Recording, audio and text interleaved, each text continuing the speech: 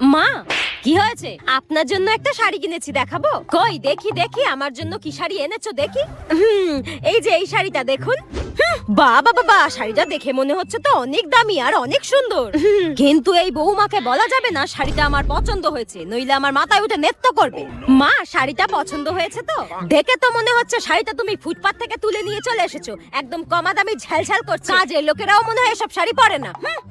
এই জন্য বলে মা আর শাশুড়ি কোনোদিন এক হয় না, এদের জন্য যতই করো ততই মন পোষায় না। ধীর ধীর। ঠিক আছে মা, আপনার শাড়িটা পছন্দ হয়নি তাই তো? ঠিক আছে, শাড়িটা আমাকে ফেরত দিন। দিন দিন দিন দিন। আপনাকে এই শাড়িটা নিতে হবে না, এই শাড়িটা আমি আমার মাকেই দেব। একই শাড়িটা তুমি নিয়ে নিলে কেন? আপনি কেনই বা এত কম দামি ফুটপাতের কাজের লোকেদের মতো শাড়ি পরবেন? আপনার ছেলেকে বলবেন, আপনার ছেলে আপনাকে দারুণ একটা বড় লোকেদের মতো শাড়ি কিনে দেবে। এই শাড়িটা আপনাকে নিতে হবে না, ঠিক আছে?